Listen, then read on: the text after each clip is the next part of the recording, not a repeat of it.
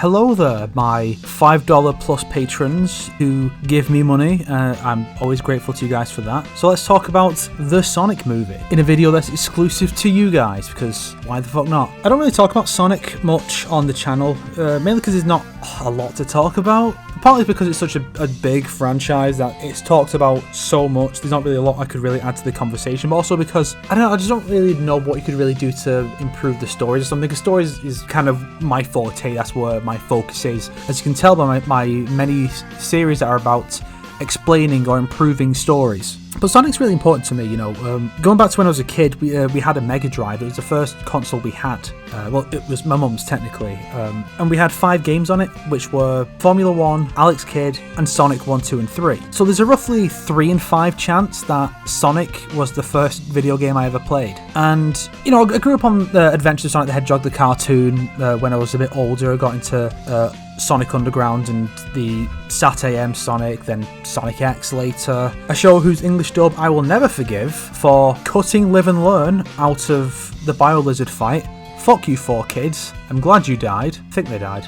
But Sonic's always been important to me. Well, not always. I mean, I kind of grew out of it at a certain point, but then with Sonic Adventure 1 on the Dreamcast, when we got the Dreamcast, I had a few games plus a demo disc. The demo disc had Sonic Adventure 1 demo, which was Emerald Coast, the first level for Sonic. And I just kept playing that demo over and over again, to the point where my dad had to ban me from playing the demo because I had actual games that we had bought that I wasn't playing, because I just kept playing this bloody demo over and over again. And that kind of got me back into Sonic. I still had the Adventure of Sonic the Hedgehog tapes from when I was younger, volumes 1 to 6. You know, back then when a VHS would have like 4 episodes if you were lucky. You know, nowadays you can get almost an entire series on just a few discs. And that got me back into Sonic, and I stuck with it. Well, I did kind of fall off a bit after 06, but can you fucking blame me? So I missed out on Unleash when it came out, I missed out on Colours when that came out. Generations is what got me back into it, even though I didn't like the demo the first time. I gave it another shot because it's Sonic, and Generations is now one of my favourite in the series. If you want an idea of how important Sonic is to me, whenever there's a coin toss, I'll always pick Tails, for obvious reasons. And then a Sonic movie was announced, and I just thought, that's dumb. You know, it's the same thought I had when I first heard about the Dragon Ball Z movie. I thought, that's never going to work. That's dumb. It's going to be bad. You know, obviously I was right about Dragon Ball, because Evolution was collar-tuggingly bad. And, you know, Sonic, we saw the glimpses, we saw little teasers of what the design was going to be, and then we saw the actual design, and it was a fucking nightmare. And you know, whoever thought that was a good look was a fucking dumbass. But then they came up with a new design, and suddenly I had this sense of optimism that the film might not be that bad. I mean, it also helped that the new trailer they showed had some better material. It wasn't just the design change that's more appealing. That's obviously a part of it, because a big part of the story does rely on the viewer being able to get invested in this character, and obviously him looking a lot more cute and cuddly rather than this like freakazoid rodent. It definitely helps with that. And you know, anyone who says that all they did was change the design is a fucking dumbass, because they don't understand really anything about how this stuff works. The film would not work with that original design at all. No one could love that thing other than like the most depraved furries. But they showed this new design, and I had this weird sense of optimism. I think part of it is also because Detective Pikachu was surprisingly good. I mean, that was around the same time, really. This movie was supposed to be out around the same time as Detective Pikachu, and I think both had the same sense that it just seemed like a weird thing to make in live action. Why Sonic? Why Pokemon? But somehow Detective Pikachu worked, so that coupled with the improved design and some better material shown in the trailer, I thought it looked quite good. But then, with stuff I discussed in the recent vlog update, where I had more hours at work, I wasn't able to actually watch the movie when it first came out. A lot of stuff came out around that time, like Darksiders, Genesis, and the Yakuza HD collection, as it were, Warriors Odyssey 4 Ultimate. I was able to slowly get through some of that stuff because of those added work hours, while also working on videos. It wasn't great, and I almost missed out on it because the night before I was going to watch it, which was around Tuesday or Wednesday, I slipped and got a nasty cut. This minor injury was a bit off-putting. I put it off for a couple of days, and eventually I saw it on Friday. And you know what? Surprisingly good. I'm sure, you know, nostalgia and my own personal love for the franchise is a part of that. I mean, that's the thing about a love for a franchise when it comes to some kind of spin-off or adaptation, is you can rely on people's love for an IP to earn you money, but not to earn you love. You know, you look at something like the Resident Evil movies and they're just fucking trash. Paul Anderson is a hack, and fuck him, right? You know, he abused this IP. But then you look at something like Detective Pikachu and the Sonic movie, and you get the sense that the people making them do care about the franchise. I mean, you don't get that impression from the original Sonic design. that shit was like Super Mario Bros. Levels of we don't give a shit about this thing. But then when you see the final products with the actual more accurate design, it really does come off like the people making it are familiar with the setting and want to do right by it. The film is nothing special. It's a fairly average kind of road trip movie with an animated character. I mean, people have noted that there are so many movies that have this exact shot of the live-action human character in the driver's seat of the car on the right side of the screen, and then in the passenger seat on the left side of the screen is the animated character, and they have a talk. And like, it's in so many movies, including another one that had the same actor from the Sonic movie in it, James Marsden. He was in another movie, I forget what it was, but it was another one that had this exact shot, and it's so bizarre. It's a genre unto itself. So it's a fairly standard movie, right? And it's got the basic narrative of the characters having to work together out of necessity, and then over time they have developed this bond and become friends. They didn't do anything special with it, but I think for me, I think it was elevated because it was Sonic. So I'm sure that is part of it. But Sonic, I think it captures his personality quite well. I mean, you know, I'd rather not see Sonic flossing. Luckily, I don't think he dabs, which would be a greater offence. But he has some fun sequences, some fun Quicksilver-esque speed sequences. The effects were good. I don't think there's any point where I looked at Sonic and felt that he seemed fake. I don't think there's ever a moment like that. And I love the way he looked when he's really going full speed with the blue lightning and everything. It's a really cool element to the design. And the plot never felt contrived. It felt like it made sense. The only thing that felt a bit off to me, and it's such a minor thing, is that the main guy's planning to move out of this small town with his wife. They're planning to move out to San Francisco. And I guess her sister happens to live in or near San Francisco, just conveniently, because it gives him and Sonic a place to go on the way. I think other than that, the rest of the film just felt natural. It didn't feel like there was much of a contrivance. I mean, okay, Sonic dropping his bag of rings through the ring portal, so they have to go to San Francisco. You know, but it feels like it's something that could happen, not without too much of a massive coincidence to make it work. Jim Carrey, he seems to have been having a lot of fun. You see him in the movie and in interviews and such, and he seemed like he really enjoyed playing this character, which is kind of unusual. Like, of all characters for someone to get really excited to be playing, Dr. Robotnik. Bit of an odd choice, but, you know, he makes the role his own, and, you know, I'm looking forward to seeing what he could do in a possible sequel, because, you know, minor spoilers, by the end of the movie, he looks more like the traditional Eggman, so that'd be fun to see him actually gallivanting around with the full mustache and all that. And I think it was kind of fun how they had the Eggman nickname come about, because, you know, Jim Carrey's not fat. He might be in the sequel, if they make one, but, you know, he's not really fat, whereas they justified it in the dub of Sonic Adventure, where Sonic is looking at Eggman in his little egg craft, and he's a big fat round man, roly-poly dude, and says, whatever, Eggman.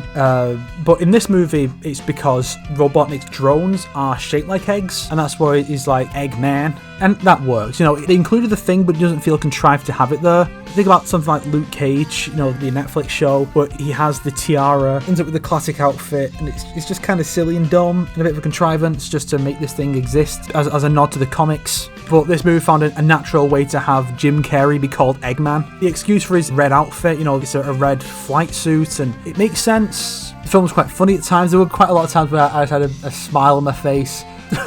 Actually, a funny thing, there was no one else in that screening. I was the only person there. It was a private screening just for me. The only other time I've had something like that happen was when my dad and I went to watch Tower Heist, a movie I bet no one remembers, and it was just the two of us in there, like no one else. I mean, yeah, it was one of the smaller screens, but still, it was just me. They said a private showing of the Sonic movie based on an IP that is very important to me and always has been. So it's just a really unique experience for me, and I really enjoyed the movie. I can't guarantee other people would. I think if you're into Sonic, you'll probably enjoy it. It doesn't do anything offensive with the material, unless, you know, you're Christian and like, Sonic's arms are not freaking blue. And I think even if you're not a fan of Sonic, again, it's a somewhat stock, kind of generic premise that is, I feel, strengthened by the Sonic IP, but if you're not into the Sonic IP, I don't know if the movie will do much for you. But there is promise for a sequel that they have been setting up. And so I'm going to briefly talk about what I think could well happen in a potential sequel, because I was thinking about this after I came out of the cinema. So this is spoilers for the end. Nothing too major, I guess, but basically, you know, Eggman is banished to the Mushroom Planet, which I feel has to have been a reference to Mario. Sonic doesn't want to go to this other world that's just dead and full of mushrooms. I hate mushrooms, said Sonic with a very meta ire. So Eggman's banished to the Mushroom Kingdom, and then in the mid-credit scene, a ring portal opens and out steps Tails. I did not expect Tails to actually show up in this movie. I did not expect him to speak either. He just shows up through a portal, and I thought, well, they have to make a CGI model for him, so I didn't expect them to do that. I didn't expect them to cast a voice for him either, but they did. And he shows up and has a couple lines, then heads off to find Sonic. Based on Sonic's history in this setting, where he'd been going between different worlds since he was really young, since he was a kid, my guess is that Sonic doesn't know Tails yet. Tails just knows of Sonic by reputation. So here's what I think is going to happen in Sonic the Hedgehog 2. Because apparently Marsden confirmed this month that he has signed on for multiple sequels, so we'll see. Go back to the beginning of the movie and Sonic is a kid. Presumably he's meant to be 5 because of the 10-year gap to the present, he's presumably meant to be 15 like he is in the games. So he's raised by this owl, not an owl person, just an owl, and they get attacked by people who are very clearly echidnas. Like, even before you see spiky knuckles on their gloves, they're clearly echidnas. And they attack for unknown reasons,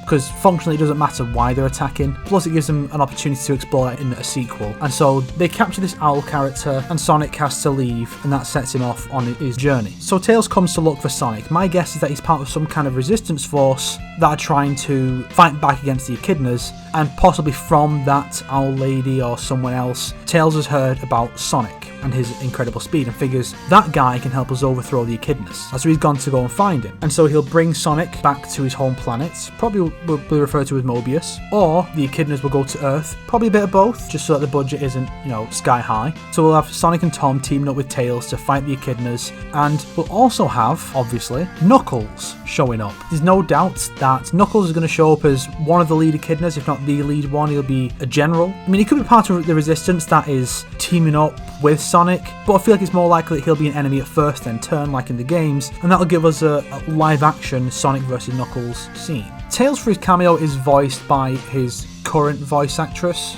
Colleen Villard. I wouldn't be surprised if he was recast for the sequel, or if they keep her around but they still cast some noteworthy celebrity as Knuckles. Because, Knuckles is going to be the rival character. Eggman's going to be around somewhere. Maybe he'll have shown up and met the echidnas and we'll be working with them to get revenge on Sonic, or he'll show up at the end and that'll be where Sonic and Knuckles have to team up to take Eggman down. We'll see. But I think the third film, if we assume that the third one would be the last one, I'm guessing that would be the one that would introduce Metal Sonic and maybe Amy. Having 2 Sonic characters per film introduced, Sonic and Eggman, Tails and Knuckles, Amy and Metal. And this would be kind of a pseudo-adaptation of Sonic CD. And, you could say, well, what about Shadow? I feel like Metal just makes the most sense to introduce. I mean, of course, with Eggman being set up as an orphan, there's always the potential to delve into his family history with Gerald Robotnik and all that. And that could give Jim Carrey an opportunity to play a similar character in Gerald. But I do feel like that might be a bit too much to go into for a movie, a bit too much for this of an arc for this. It's also possible that the Knuckles stuff will be saved for the third one, so it's what Sonic 1, 2 and 3. Maybe put Metal in the one with Tails. I feel like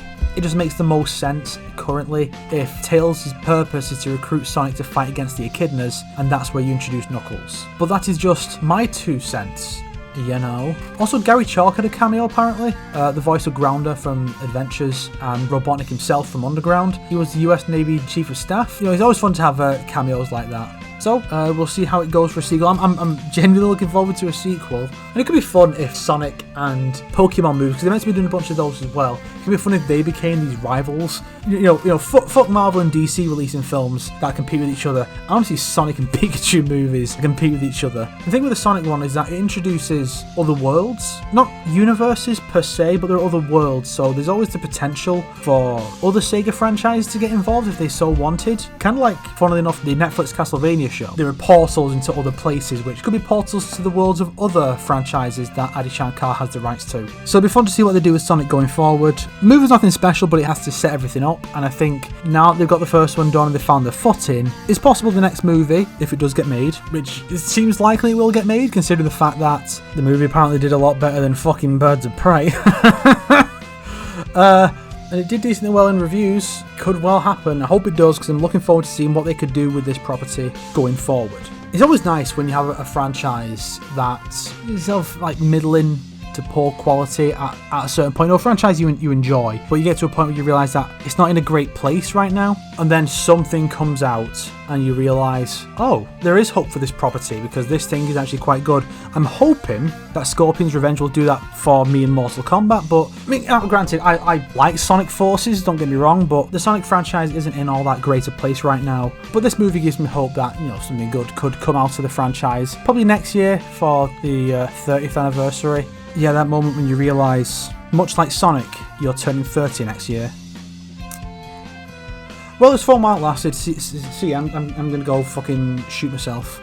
Hey, Shadow, come over here. I've got a task for you, or some other hackneyed bullshit line to close off on.